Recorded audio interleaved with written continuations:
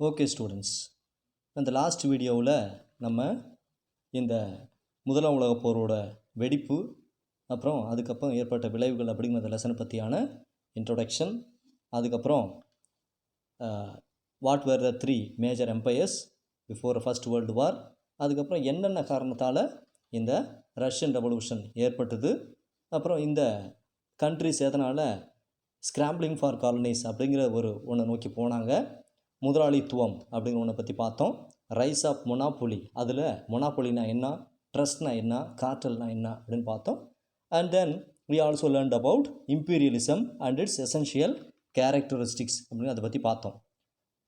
And rivalry of great powers, அதை பற்றி யூரோப்பில் இருந்த நாடுகள் அவங்களுக்குள்ளே ஃபைட் பண்ணது என்னென்ன காரணத்தால் அப்படிங்கிறத நம்ம டீட்டெயிலாக பார்த்தோம். Now in this video what we are going to see is about Asia.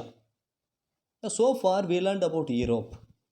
Now we are going to learn about Asia and other countries. முக்கியமாக இங்கே குறிப்பிட்டு சொல்லணும் அப்படின்னா the rise of Japan. In Asia Japan during this period, இப்போ Meiji ஈரா, அது 1867லேருந்து 1912 வரைக்கும் என்ன செய்கிறாங்க அப்படின்னா trying to imitate the western Nations. அப்போது மேற்கத்திய நாடுகள் என்ன மாதிரியான கலாச்சாரம், என்ன மாதிரியான ஐடியாஸை ஃபாலோ பண்ணுறாங்களோ அதை நம்மவும் ஃபாலோ பண்ணோம். So outlook of the rulers still remained feudal. Japan took to western education and missionary.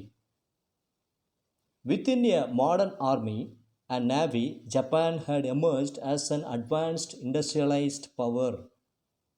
அப்போது with a modern army and navy, Japan ஒரு ஃபியூடல் நாடாக இருந்தாலும் still it try to go for modernisation, it try to go for western education.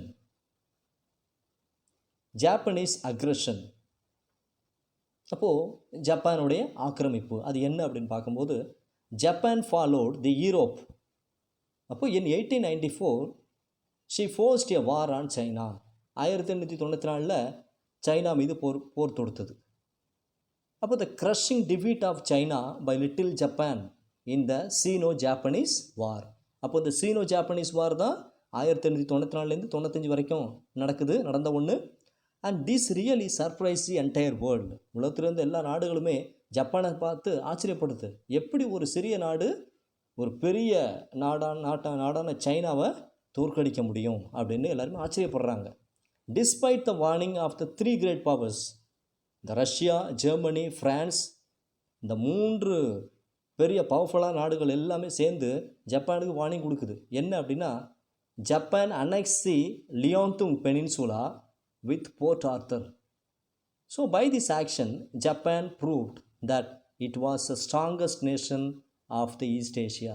So இந்த லியோன்துங் பெனின்சுலாவை கைப்பற்றத்தினோட விளைவால் இதை செஞ்சதால் east ஏஷியாவில் ஒரு பெரிய வலிமையான நாடு அப்படிங்கிற ஒன்றை இது உலகத்துக்கே உணர்த்துச்சு, இல்லை ப்ரூவ் பண்ணுச்சு அப்படின்னு நம்ம சொல்லலாம்.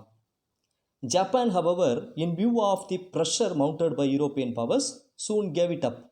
அப்போ இந்த ப்ரெஷர், இந்த 3 நாடுகள் சேர்ந்து ப்ரெஷர் அழுத்தம் கொடுத்தால என்ன பண்ணுச்சு அப்படின்னா இந்த போர்ட் ஆர்த்தரை ஓகே ரைட் எனக்கு வேணாம், so you take it back அப்படின்னு சொல்லி ரிட்டர்ன் பண்ணிடுச்சு சைனாட்டே. Russia took advantage. அப்போ ரஷ்யா இதை ஒரு வாய்ப்பாக பயன்படுத்திக்கிட்டு took advantage of this and sent a large army to மஞ்சூரியாவுக்கு அவங்க படையெடுத்து போகிறாங்க. So Japan entered into an alliance with England. அப்போ இங்கிலாந்து கூட ஒரு உடன்படிக்கை, ஒரு எக்ரிமெண்ட் போடுறாங்க. என்ன அப்படின்னா இன் 1902 and demanded that Russia withdraw troops from Manchuria. அப்போது என்னன்னா ரஷ்யா தன்னுடைய படைகளை மஞ்சூரியாவிலேருந்து அவங்க வாபஸ் வாங்கிக்கணும் அப்படிங்கிறது தான். ரஷ்யா ஜப்பானை அந்தளவுக்கு, ஜப்பான் ஒரு சிறிய நாடு, நான் பெரிய நாடு, ஜப்பான் என் கூட கம்பேர் பண்ணும்போது இட்ஸ் நத்திங் அப்படின்னு நினச்சாங்க. But in 1904 the war began between 2 countries. அப்போது war broke out between Russia and Japan. In this Russo Japanese war Japan defeated Russia. நமக்கெல்லாம் ஆச்சரியமாக இருக்கும், எப்படி வந்து ஜப்பான் சைனாவை தோற்கடிச்சதோ அதே மாதிரி ரஷ்யாவை தோற்கடிக்குது. ஸோ எகெயின் ஏற்கனவே இந்த 3 நாடுகளும் ப்ரெஷர் கொடுத்தால ஜப்பான் அந்த போர்ட் ஆர்த்தரை ரிட்டர்ன் பண்ணிச்சு. But now it got back Port Arthur. After this war Japan entered the charmed circle of the great powers. Charmed circle of great powers அப்படின்னா கிரேட் பவர்ஸ் நமக்கு தெரியும். கிரேட் பவர்ஸ்ன்னு பார்க்கும்போது நம்ம இங்கே முன்னாடி நான் சொன்ன மாதிரி ரஷ்யா, ஜெர்மனி, ஃப்ரான்ஸ், இங்கிலாந்து இதான் நம்ம எடுத்துக்கலாம். அவர் இந்த 3 நாடுகள் தான். ஃப்ரான்ஸ், ரஷ்யா, ஜெர்மனி, ஃப்ரான்ஸ் இது 3 தான். ஆனால் இந்த ஜப்பான் ஏற்கனவே சைனாவை தோற்கடிச்சது, அதுக்கப்புறம் ரஷ்யாவை தோற்கடிச்சதால் now Japan also became a part of the great power. அப்போது charmed circle of the great powers. So they accepted Japan as a great power nation அப்படின்னு அவங்க அக்செப்ட் பண்ணிக்கிட்டாங்க. Now strong armed diplomacy of Japan. Japan took control of Korean domestic and foreign policy after 1905 அப்படிங்கிறது. அப்போது diplomacy, strong arm diplomacy அப்படிங்கிறது ஒன்று. அப்போ என்ன அப்படின்னா the confusion in China following the downfall of the Manchu dynasty 1912. அந்த மஞ்சு dynasty 1912 முடிவுக்கு வந்த உடனே, அழிஞ்ச உடனே சைனாவில் ஒரு பெரிய கன்ஃபியூஷன் ஏற்பட்டுச்சு. அப்போது this strong arm diplomacy aroused the hostility of both China and European powers. அப்போ ஒரு நாடை நம்ம எக்ஸாம்பிளாக எடுத்துக்கிட்டோம்னா, if you take the example of India, we need to have proper and efficient and strong diplomacy வேணும். அப்போ தான் we can be in cordial relationship with any other nation and எந்த வித பிரச்சனையும் வராமல், suppose even if there is any problem will be able to solve the issue. So அதனால தான் India has sent a lot of diplomats to various countries. Likewise they have sent their own diplomats to our country. So they're all there or dwelling there or living there in New Delhi, even some of the important or metropolitan cities. Colonization and its fallout. By 1900 practically the whole of Africa was colonized. அப்போ நம்ம ஏற்கனவே சொன்னோம், இப்போ அந்த last வீடியோவில் நம்ம பார்த்தோம், Africa தவிர மற்ற இடங்கள்லாம் யூரோப்பியன் நேஷன் கேப்சர் பண்ணாங்க அப்படிங்கிறது தான். ஆனால் பை 1900 ஆஃப்ரிக்காவில் இருந்த most of the places were colonised. அப்போது spread spheres of influence in China. அப்போது அங்கே சைனாவுடைய இன்ஃப்ளூயன்ஸ் இங்கே அதிகமாக இருக்குது அப்படின்னு சொல்லலாம். The first European attempts to carve out colonies in Africa resulted in bloody battles அப்படிங்கிறது தான். அப்போது ஃபஸ்ட்டு முதலாக யூரோப்பியன் அட்டம்ப்ட் ஒன்று அவங்க உருவாக்குறாங்க, ஏற்படுத்துகிறாங்க. என்ன அப்படின்னா ஆஃப்ரிக்காவில் போயிட்டு அங்கே இடத்த கேப்சர் பண்ணுறது. So that resulted in bloody Wars. ரொம்ப அந்த போர் அப்படிங்கிறது ரொம்ப மோசமான ஒரு போர் அப்படின்னு நம்ம சொல்லலாம். ஏன் அப்படின்னு பார்க்கும்போது இந்த ஆஃப்ரிக்காவில் வந்த நாடுகள் எங்கள் நாடை உங்களுக்கு விட்டு கொடுக்க மாட்டோம், எங்கள் பிளேஸை உங்களுக்கு விட்டு கொடுக்க மாட்டோம் அப்படின்னு நினச்சி அவங்களுடைய ட்ரைபல் லீடர்ஸ் வச்சு ஃபைட் பண்ணுறாங்க. ஜுலு அப்படின்னு மற்ற ட்ரைபல் லீடர்ஸ் வச்சு. பட் இதுதான் இந்த பிளடி பேட்டிலுக்கு வழிவகுக்கு. நிறைய பேர் இறந்து போகிறாங்க இந்த போரில் அப்படிங்கிறது தான். Now causes, course and results of world war 1. காரணங்கள் அண்டு முதலாம் உலகப் போருடைய விளைவுகள் என்னென்ன காரணங்கள் அப்படின்னு பார்க்கும்போது, European alliances and counter alliances. In 1900 5 of the European great powers were divided into 2 armed camps. அதில் ஃபர்ஸ்ட் ஒன் என்ன அப்படின்னா மைய நாடுகள் அப்படிங்கிறது. மைய நாடுகள் அல்லது அச்சு நாடுகள். மைய நாடுகளில் ஜெர்மனி, ஆஸ்ட்ரியா ஹங்கேரி, இட்டாலி இதெல்லாம் இருந்துச்சு. இந்த அலைடு பவர்ஸில் ஃப்ரான்ஸ், ரஷ்யா, அப்போ நேச நாடுகள், அதுதான் அலைட் பவர்ஸ் அப்படிங்கிறது. வயலண்ட் ஃபார்ம்ஸ் ஆஃப் நேஷனலிசம் அப்படின்னா என்ன? My country right or wrong, I support it அப்படிங்கிறது. ஸோ என்னுடைய நாடு அது சரியான போக்கில் போதா இல்லையோ நான் சப்போர்ட் பண்ணுவேன் அப்படிங்கிறது. அதில் இங்கிலாண்டில் ஜிங்குவைசம் அப்படிங்கிற ஒரு கான்செப்ட் ஏற்படுது. ஃப்ரான்ஸில் சாவினிசம் அப்படிங்கிற ஒன்று. ஜெர்மனியில் குல்தூர் அப்படிங்கிற ஒன்று. ஸோ இது எல்லாமே என்ன அப்படின்னா, என்னுடைய நாடு, my country is right or wrong, I will support it. நான் அதை கிராஸ் செக் பண்ண மாட்டேன், நடக்கிறது சரியா தப்பா whether. So the people never bother about or இந்த லாஜிக் அப்படிங்கிறது ஒன்றும் கிடையாது. என்னுடைய நாடு வந்து அதை சரியான போக்கில் போதோ இல்லையோ நான் சப்போர்ட் பண்ணுவேன் அப்படிங்கிறதால இந்த இங்கிலாந்து ஏற்படும் ஜிங்குயிசம், ஃப்ரான்ஸில் சாவினிசம், ஜெர்மனியில் குல்தூர் அப்படிங்கிறது. Aggressive attitude of German emperor. அப்போ என்னது அப்படின்னு பார்க்கும்போது, ஜெர்மானிய பேரரசருடைய ஆட்டிடியூட் அப்படிங்கிறது ரொம்ப மோசமாக இருந்துச்சு. அக்ரெசிவ் தான், aggressive was very aggressive. Emperor Kaiser Wilhelm the two, இவர் தான் he considered himself as a leader of the world, உலகத்துக்கே நான் தான் தலைவர் அப்படின்னு நினச்சார். ஸோ அவருடைய டிப்ளமசி அப்படி ரொம்ப மோசமாக இருந்துச்சு. So rapid building of naval bases convinced Britain that a Germany navy could be directed only against her அப்படிங்கிறது தான். அப்போ அவர் என்ன புரிஞ்சிட்டார் அப்படின்னா, இங்கிலாந்து ஆர் பிரிட்டனை நம்ம தோற்கடிக்கணும் அப்படின்னா ஜெர்மனியில் ஒரு பெரிய இல்லை ஒரு சிறப்பான ஒரு நேவி இருந்தால் மட்டும்தான் முடியும் அப்படிங்கிறது தான். Now next hostility of France towards Germany. France and Germany, France and Germany நம்ம பார்க்கக்கூடிய இந்த ரெண்டு நாடுகள், அவங்களுக்குள்ளே அந்த ஃப்ரெண்ட்ஷிப் அப்படின்னு ஒன்றும் கிடையாது. They were old rivals. ரைவல்ஸ் அப்படின்னா enemies. Germany interference in Morocco added to the bitterness of France அப்படிங்கிறது. இப்போ மொராக்கோ அப்படிங்கிறது அது ஆப்பிரிக்காவில் இருக்குது. அந்த மொராக்கோ அப்படிங்கிறது யாரோட கண்ட்ரோல் இருக்குது அப்படின்னா அது ஃப்ரான்ஸோட கண்ட்ரோல். ஸோ நம்ம ஜெர்மனி என்ன பண்ணுது, மொராக்கோ உள்ளே போயிட்டு அதை எப்படியாவது கேப்சர் பண்ணணும் அப்படின்னு நினைக்கிறாங்க. ஸோ இதனால் இந்த ரெண்டு நாடுகளுக்குள்ள பிரச்சனை ஏற்படுது. Now imperial power politics in the Balkans. இப்போ பால்கன் ஏரியாவில் ஒரு பிரச்சனை என்ன அப்படின்னா, young Turk revolution in 1908 tried to create strong and modern government in Turkey. துருக்கியில் ஒரு நவீன ஒரு அரசாங்கம், மாடர்ன் கவர்மெண்ட்டை கொண்டு வர பார்க்குறாங்க. யார் அப்படின்னா young students, so youngsters. Germany gave Austria firm support. So the young Turks tried to bring secular nation. அப்போ சுல்தானை வந்து எப்படியாவது, so they were all against the Sultan. So the enmity between Austria and Serbia led to the outbreak of war in 1914. அப்போ ஆஸ்ட்ரியாவுக்கும் செர்பியாவுக்கும் ஒரு பிரச்சனை ஏற்படுது. ஆனால் இங்கே Germany என்ன செய்யுது அப்படின்னா ஆஸ்ட்ரியாவுக்கு சப்போர்ட்டாக ஜெர்மனி வருது. Now the Balkan wars. துருக்கி தான் இந்த சவுத் ஆஃப் யூரோப்பில் இருந்த ஒரு பெரிய பவர்ஃபுல்லான ஒரு நாடு அப்படின்னா அது துருக்கி. தி எம்பையர் கண்டெயின் மெனி நான் Turkish people in the Balkans. அப்போ இந்த பால்கன் ஏரியாவில் துருக்கியர் அல்லாத மக்களும் வாழ்ந்து வந்தாங்க. ஸோ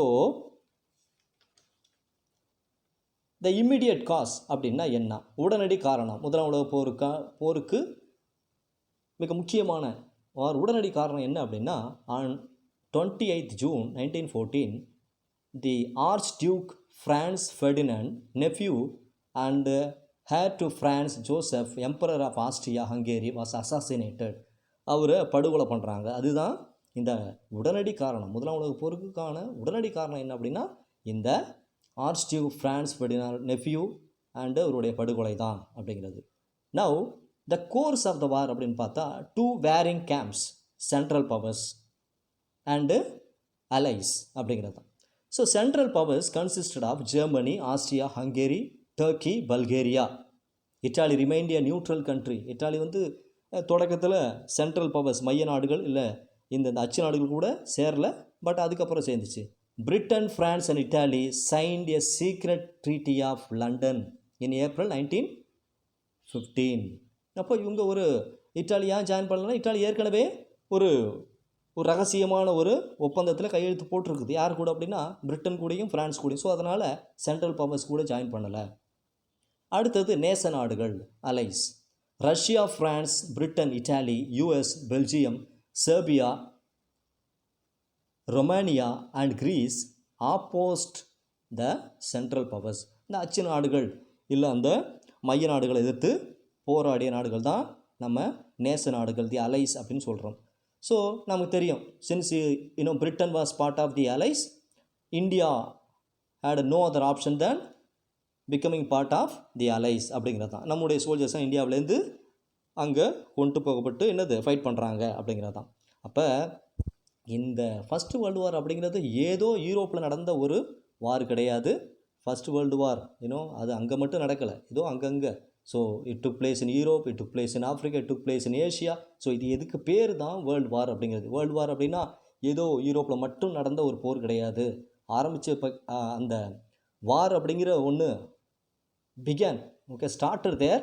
பட் அதுக்கப்புறம் அது கண்டினியூ ஆனது அங்கே மட்டும் இல்லை, மற்ற எல்லா இடத்துலையும். ஏன் அப்படின்னா அவங்களுடைய காலனைஸ்டு நேஷன்ஸ் மற்ற ஏஷியாவில் இருந்துச்சு, ஆஃப்ரிக்காவில் இருந்துச்சு, அதே மாதிரி மற்ற இடங்களில். ஸோ அதனால தான் நம்ம அதை வேர்ல்டு வார் அப்படின்னு நம்ம சொல்கிறோம். ஜார்ஸ் அபோட்டிவ் அட்டெம்ப்ட்ஸ் ஃபார் பீஸ் அப்படிங்கிறது. அப்போது இந்த ரஷ்யாவுடைய பேரரசர் நம்ம ஏற்கனவே சொல்லியிருக்கோம், ஜார் அப்படிங்கிற பேரரசர். அவர் என்ன செய்கிறார் அப்படின்னா, Tsar Nicholas the two of Russia suggested to bring peace. அப்போ ரஷ்யாவை ஆண்டு அந்த பேரரசர் என்ன சொல்கிறாருன்னா, நம்ம இப்படியே போயிட்டு இருந்தால் சரி வராது.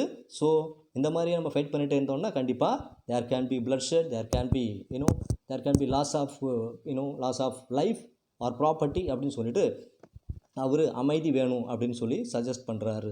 Russia fought on the side of the allies. But இருந்த போதிலும் ரஷ்யா had no other option than fighting in favor of or the side of allies. War in Western or French front அப்படிங்கிறது. Germany steamrolled and smashed the resistance of the people of Belgium. Belgium மக்களுடைய அந்த போராட்டத்தை Germany அதோட படையில் கொண்டு ஒடுக்குது, stop பண்ணுது, so break பண்ணுது. Battle of Tannenberg and Marne அப்படிங்கிறது. அது என்ன டனன்பர்க் அண்ட் மார்ன் அப்படின்னா, Germany defeated the Russian forces which invaded East Prussia. அப்போ ஈஸ்ட் பிரஷ்யா அப்படிங்கிறது ஜெர்மனியோட கண்ட்ரோலில் இருக்குது. இந்த ரஷ்யன் ஃபோர்ஸஸ் படையெடுத்து போன உடனே ஜெர்மனி என்ன செய்யுது அப்படின்னா, இந்த ஈஸ்ட் பிரஷ்யாவை ப்ரொடெக்ட் பண்ணுறதுக்காக so ஃபாட் with Russia. The French army game and draw away the German. So அதனால் நம்ம ஏற்கனவே பார்த்தோம், இந்திய அலைஸ் கூட யாரும் இருக்குது, ரஷ்யா இருக்குது, ஃப்ரான்ஸ் இருக்குது, மற்ற நாடுகள்லாம். ஸோ ஜெர்மனி ரஷ்யா கூட போரிட வந்ததால் ஃப்ரான்ஸ்லேருந்து the French army came and in support of Russia. So ஜெர்மனியை அந்த படைவீரர்கள் எல்லாருமே அங்கேருந்து துரத்தப்படுறாங்க. So at the battle of மான் the French surrendered in pushing back the succeeded in pushing back the Germans. அப்போ அட் த பேட்டில் ஆஃப் மான் தான் இந்த ஃப்ரான்ஸோட படைகள் என்ன செய்யுது அப்படின்னா, ஜெர்மானியர்கள் ரொம்ப அவங்க முன்னேறி வராமல் இருக்கிறதுக்கு அவங்க ரஷ்யா கூட சப்போர்ட் பண்ணுறாங்க. ஸோ இந்த பேட்டில் ஆஃப் மானில் தான் ஜெர்மானியர்களை அவங்க முன்னேறி வராமல் நடைபெற்ற ஒரு போர் அப்படின்னு நம்ம சொல்லலாம். நெக்ஸ்ட்டு ட்ரெஞ்ச் வார்ஃபேர், பதுங்கு குழி போர் அப்படின்னு நம்ம சொல்கிறோம். பதுங்கு குழி போர்னால் என்ன அப்படின்னா, பதுங்கு குழி போர் trenches or ditches dug by troops enable soldiers to safely stand. அப்போது அந்த ஜிக்ஸாக் வடிவில் வெட்டப்பட்ட ஒரு குழி, அது பேர் தான் இந்த பதுங்கு குழி போர் அப்படின்னு நம்ம சொல்கிறோம். ஏன் இந்த மாதிரியான பதுங்கு குழி போர் அப்படின்னா, நம்ம இந்த முதலாம் உலக போரில் பதுங்குழி போர் அப்போது எதுக்காக உருவப்படுது அப்படின்னா, to protect from enemy fire. அப்போது எதிரிகளுடைய ஃபயர் அவங்க துப்பாக்கி சூழ்நிலை தப்பிக்கிறதுக்காகவும், ப்ளஸ் இந்த 2 or 4 lines running parallel to each other. அப்போது இந்த protecting from enemies fire plus ரொம்ப நேரத்துக்கு நம்ம என்ன பண்ணலாம் அப்படின்னா, நம்ம உயிரை காப்பாற்றிக்கிட்டு நம்ம ஃபைட் பண்ணவும் முடியும் இந்த ட்ரெஞ்ச் வார்ஃபேர், பதுங்கு குழி போரால் அப்படிங்கிறது தான். அப்போ ஜிக்ஸாக் வடிவில் ஏற்படுத்தப்பட்ட இந்த அமைப்பு பேர் தான் ட்ரெஞ்ச் வார்ஃபேர், போர் முறை. And no enemy could fire, எந்த எதிரியும் நம்மளை சுட முடியாது. அண்டு அப்படியே ஃபைட் பண்ணிவிட்டு நம்ம என்ன செய்யணும் அப்படின்னா, முன்னேறி போகணும் அப்படிங்கிறது தான். அப்போது main lines were connected, main லைன்ஸை கனெக்ட் பண்ணியிருப்பாங்க. அப்போ எதுக்காக அப்படின்னா, இந்த மெயின் லைன்ஸை கனெக்ட் பண்ணிவிட்டு they use to bring food plus medicines, weapons இதெல்லாமே கொண்டு வருவாங்க அப்படிங்கிறது தான். Now next the battle of Verdun அப்படிங்கிறது. The battle of Verdun took place February and July 1916 அப்படின்னு நம்ம சொல்கிறோம். So German attacked Verdun and அப்போ வெறும் ஃப்ரெஞ்சு ஃபோர்ட்ரஸ் ஒன்று இருக்குது. ஸோ கிட்டத்தட்ட 5 months இந்த வார் நடந்த ஒன்று. And 2 million men died and British river Somme அப்படிங்கிற ஸோ கிட்டத்தட்ட 20,000 சோல்ஜர்ஸ் அவங்களுடைய இந்த 20,000 men on the first day. So the battle of Verdun however decided the fortune of the war in favor of the allies அப்படிங்கிறது. அப்போது இந்த battle of Verdun அப்படிங்கிறது இந்த Alice நேச நாடுகளுக்கு ஒரு பெரிய ப்ளஸ் பாயிண்ட்டாக மாறின ஒன்று, ஒரு பெரிய போர் அப்படின்னு நம்ம சொல்லலாம். Next war in eastern or Russian front அப்படிங்கிறது. Right. So Russian troops repeatedly defeated the Austrians. இந்த ரஷ்ய சோல்ஜர்ஸ் என்ன பண்ணுறாங்க, தொடர்ந்து ஆஸ்ட்ரியாவை தோற்கடிச்சிட்டே இருந்தாங்க. So the Russians in turn defeated by the ஆனால் ஜெர்மானியர்கள் என்ன பண்ணுறாங்க, ரஷ்யாவை தோற்கடிச்சிக்கிட்டே இருக்காங்க. So Russia had the worst trained and equipped army. நம்ம ஏற்கனவே பார்த்துருக்கோம், ரஷ்யாவில் இருந்த சோல்ஜர்ஸ் ப்ராப்பராக ட்ரெயின் அப் பண்ணப்பட்டவங்க கிடையாது, அவங்களுக்கான எக்யூப்மெண்ட்ஸ் எதுவும் கிடையாது. But they just went for war. அப்போ நம்ம என்ன சொல்கிறோம் அப்படின்னா, no quality but only quantity. Quality இல்லை, ஆனால் குவான்டிட்டி மட்டும் இருக்குது. அளவுக்கு அதிகமான சோல்ஜர்ஸ், பட் யாருமே ப்ராப்பராக ட்ரெயின் அப் பண்ணப்பட்ட இல்லை, எல்லா எக்யூப்மெண்ட்ஸும் எல்லா வெப்பன்ஸும் அவங்க கையில் நவீன வெப்பன்ஸ் எதுவுமே இல்லை அப்படின்னு நம்ம சொல்லலாம். Tsarist regime in Russia was overthrown in a revolution. அப்போ இந்த ரஷ்ய புரட்சியில் தான் இந்த ஜாரிஸ்டோட ஆட்சி முடிவுக்கு வருது. Russia wanted peace, so it signed 1918 treaty of Brest Litovsk அப்படிங்கிற இந்த ட்ரீட்டியை சைன் பண்ணுது. அப்போது ஜெர்மனி பிகேம் ஸ்ட்ராங். அப்போ இந்த சைன் அப் பண்ணதால் நம்ம Germany became strong. USA came to rescue by crushing Germany. So உடனே அமெரிக்கா என்ன செய்யுது அப்படின்னா ரஷ்யாவுக்கு ஆதரவாக வருது. So they are suppressing or they are crushing Germany அப்படிங்கிறது தான். Right. Next minor theatres of war in the Middle East. இந்த மிடில் ஈஸ்ட் அப்படின்னு பார்க்கும்போது மத்திய கிழக்கு அப்படிங்கிறது தான். ஸோ அதான் மிடில் ஈஸ்ட் அப்படிங்கிறது. Turkey on the side of central powers. துருக்கி மைய நாடுகள் இல்லை அச்சு நாடுகளுக்கு சப்போர்ட் பண்ண செஞ்ச ஒரு நாடு. டர்க்கி மெட் வித் இனிஷியல் தொடக்கத்தில் துருக்கி வெற்றி கனி அப்படிங்கிற ஒன்று சுவைச்சாலும் அதுக்கப்புறம் என்ன ஆயிடுச்சு அப்படின்னா தி அலை சஃபர்ட் ரிவர்ஸ் அப்படிங்கிறது தான். So Mesopotamia and Gallipoli அப்படிங்கிறது. Turkey was defeat. துருக்கியை டிஃபீட் பண்ணிட்டாங்க, தோற்கடிச்சிட்டாங்க. ஸோ துருக்கி சூயஸ் கெனால் மூலமாக அட்டாக் பண்ண பார்க்குது. So Turkey try to attack Suez canal. So Britain attack Turkey in Iraq, Palestine and Syria. அப்போ துருக்கியோட கண்ட்ரோலில் இருக்கக்கூடிய ஈராக், பாலஸ்டைன், சிரியா எல்லாமே பிரிட்டனால் அட்டாக் பண்ணப்படுது. Arab nationalism.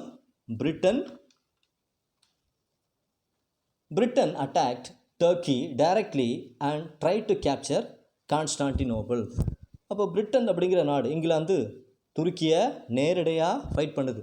எதுக்காக அப்படின்னா கான்ஸ்டான்டினோபிளை தன்னுடைய கண்ட்ரோலுக்கு கொண்டு வரத்துக்கு. So Turks put up your brave fight அப்படின்னு நம்ம சொல்லலாம். ஏன் அப்படின்னா அரேபியா ஒன்லி ஃபார் அரப்ஸ் அப்படிங்கிறது தான். அப்போது அவர் கண்ட்ரி ட்ரிகர். அப்போது ஏ கைண்ட் ஆஃப் அங்கே அரேபியாவில் இருந்த அந்த அரேபியர்களை ட்ரிகர் பண்ணுறாங்க. என்ன அப்படின்னா பிரிட்டன் ட்ரிகரிங் கைண்ட் ஆஃப்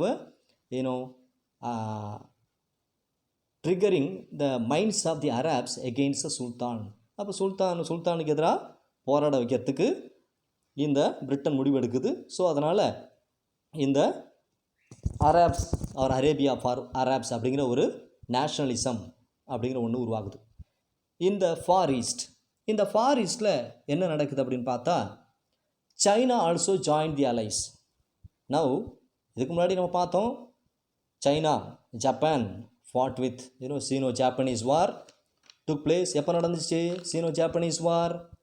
நம்ம பார்த்தோம் இல்லையா? சீனோ ஜாப்பனீஸ் வார் டுக் பிளேஸ் எப்போ நடந்துச்சு? Sino Japanese war took place are from 1894 to 95. And இந்த சைனா என்ன செய்யுது அப்படின்னா அலைஸ் கூட ஜாயின் பண்ணுது, ஆர் சப்போர்ட்டட் தி அலைஸ், நேச நாடுகள் கூட ஜாயின் பண்ணுது.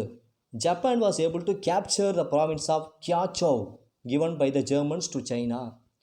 ஜப்பான் என்ன செய்யுது அப்படின்னா, இந்த ஜெர்மனி கொடுத்த இந்த given by the Germans to China, அப்போது ஜெர்மனி கொடுத்த இந்த ப்ராவின்ஸ் கியாச்சு அப்படிங்கிற பிளேஸை இதை ஃபைட் பண்ணி அதை கேப்சர் பண்ணுது அப்படிங்கிறது தான். Now there was no war in the Far East. Japan made use of the occasion to threaten China into ceding valuable concessions and privileges. அப்போ அப்படின்னா என்ன, Japan made use of the occasion, அப்போது பயமுறுத்துது சைனாவை. என்ன அப்படின்னா, வேல்யூபிள் கன்செஷன் ப்ரிவிலேஜ் நாங்கள் உங்களுக்கு கொடுக்குறோம் அப்படின்னு சொல்லி அவங்கள த்ரெட்டன் பண்ணுறது அப்படிங்கிறது தான். நவ் இந்த பால்கன்ஸில் என்ன ஏற்படுது அப்படின்னா, the Austro German army in coordination with Bulgaria crushed Serbia. அப்போ Serbia came under Germany rule. ஏற்கனவே செர்பியா கூட செர்பியாவை அட்டாக் பண்ண உடனே ரஷ்யா வந்துச்சு. அதுக்கப்புறம் ரஷ்யாவை காப்பாற்ற ஃப்ரெஞ்சு வந்துச்சு, France. Now Romania was and joined the allies in August 16th. அப்போது 1916 அப்படின்னா ருமேனியா அப்படிங்கிற நாடு எல்லாத்தையும் பார்த்துட்டு சரி நம்ம இப்படியே இருந்தால் சரி வராது, நம்ம we should be part of either this or that அப்படிங்கிறதால joined with the allies. Romania also passed under Austro German occupation. Romania also passed under Austro German occupation. அப்போது ருமேனியா ஆஸ்ட்ரோ ஜெர்மன் கண்ட்ரோலுக்கு கீழே வருது. Now the fate of colonies of Germany in Africa. ஆஃப்ரிக்காவில் இருந்த colonies ஜெர்மானியா காலனிஸுக்கு என்ன நடந்துச்சு அப்படிங்கிறது தான்.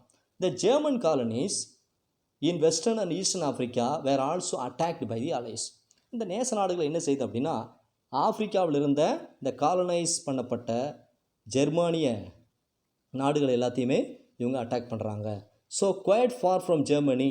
இந்த ஜெர்மனி ஆசியா அப்படின்போது ரொம்ப தூரம். ஸோ அவங்களால ஜெர்மனியால் இந்த ஆசியாவில் காலனைஸ் பண்ணப்பட்ட நாடுகளை இந்த நேச நாடுகள் ஃபைட் பண்ணும்போது இல்லை கேப்சர் பண்ணும்போது அட்டாக் பண்ணும்போது ஜெர்மனியால் எதிர்த்து எதுவும் செய்ய முடியல. Because they were so far they were unable to support or help the colonised nations. Next, Italy falls to Austrian onslaught அப்படிங்கிறது. So Italy join the allies in May 1916. 1916 Italy என்ன செய்யுது அப்படின்னா தி அலைஸ் கூட ஜாயின் பண்ணுது. அப்போ இட்டாலியன்ஸ் ஃபாட் வித் ஆஸ்ட்ரியன்ஸ். அப்போது இந்த Austria கூட இட்டாலி ஃபைட் பண்ணுது. ஆனால் when the Germans came to ஆஸ்ட்ரியன்ஸ், ஆனால் ஆசியாவுக்கு ஹெல்ப் பண்ணுறதுக்காக ஜெர்மனி வருது. ஸோ இட்டாலியன்ஸால் ஒன்றும் செய்ய முடியல. So they lost in the war. They were defeated by the Germans. Next, central powers victories. இந்த மைய நாடுகளுடைய வெற்றி அப்படிங்கிறது. The central powers occupied Belgium. இப்போ சென்ட்ரல் பவர்ஸ் என்ன செய்யணும், பெல்ஜியத்தை அவங்க கண்ட்ரோலுக்கு கொண்டு வராங்க. France in the north east, Poland, Serbia and Romania. The central powers successfully occupied Belgium and part of France in the north east, Poland, Serbia and Romania அப்படிங்கிறது. அப்போ எப்பி சென்டர் அப்படின்னா நம்ம இங்கே பார்க்கும்போது இந்த எப்பி சென்டர் அப்படின்னா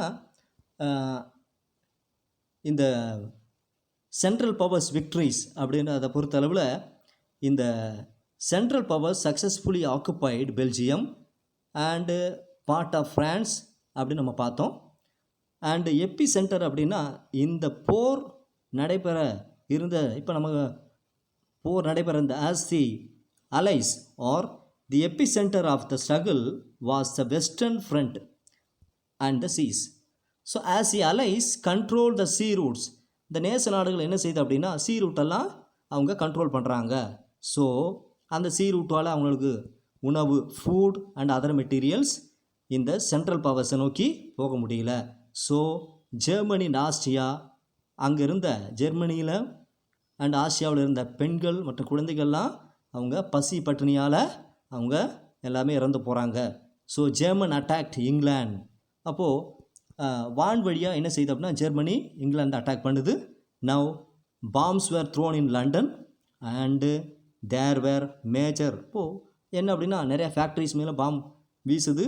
but later aeroplanes were used for targeting civilian population. Aeroplanes use பண்ணி என்ன பண்ணுறாங்கன்னா இந்த ஆர்டினரி மக்களை கொல்றதுக்கு அவங்க பயன்படுத்துகிறாங்க. So the Germans introduced poison gas and soon both sides resorted to its use. Germany என்ன செய்யுதுன்னா பாய்சன் கேஸை பயன்படுத்தி இங்கிலாந்தில் இருந்த மக்கள் எல்லாரையும் அழிக்க பார்க்குது. அதே நேரத்தில் இங்கிலாந்து இருந்த இந்த பேரரசு, so England also try to go for the same. So அதனால் ரெண்டு பக்கமும் பெரிய அழிவு ஏற்படுது அப்படிங்கிறது தான். Okay, so now this is what. அப்போது நம்ம இந்த வீடியோவில் நம்ம ரைஸ் ஆஃப் ஜப்பான் அப்படிங்கிற ஒன்றை நம்ம பார்த்தோம். அதுக்கப்புறம் அப்போது ஜாப்பனீஸை பொறுத்தளவில் ரைஸ் ஆஃப் ஜப்பான் அப்படின்னா என்ன அப்படின்னா, இந்த எப்படி ஜப்பான் தன்னுடைய யூரோப் ஆர் வெஸ்டர்ன் சைடு எப்படி டெவலப் ஆனாங்களோ அதே மாதிரி அதுவும் இந்த வெஸ்டர்ன் எஜுகேஷன் மிஷனரியை பயன்படுத்தி தன்னையும் ஒரு பெரிய நாடாக மாற்றிக்கிச்சு. அதே நேரத்தில் கோர்ஸ் ஆஃப் வார் அப்படிங்கிற ஒன்று நம்ம பார்த்தோம். என்னென்ன காரணங்களால் முதலாம் உலகப் போர் ஏற்பட்டுச்சு. அதுக்கப்புறம் ட்ரெஞ்ச் வார்ஃபேர் அதை பற்றி பார்த்தோம். அப்புறம் பேட்டில் ஆஃப் வெர்தூன் அப்படிங்கிறத பற்றி பார்த்தோம். அண்டு மற்ற ஏரியாவில் என்ன மாதிரியான ஃபைட் இல்லை அன்சாட்டிஸ்ஃபேக்ஷன் அப்படின்னு ஒன்று ஏற்பட்டுது அப்படின்னு நம்ம பார்த்தோம். So in the next video we shall go for the rest of the lesson. Thank you.